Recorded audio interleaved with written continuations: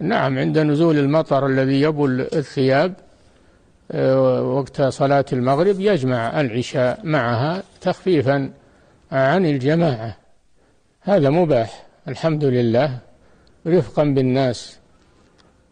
وأما البرد فليس عذرا في الجمع، البرد يأتي ويتكرر دائما، وأيضا البرد يختلف فلا يجمع من أجل البرد. نعم.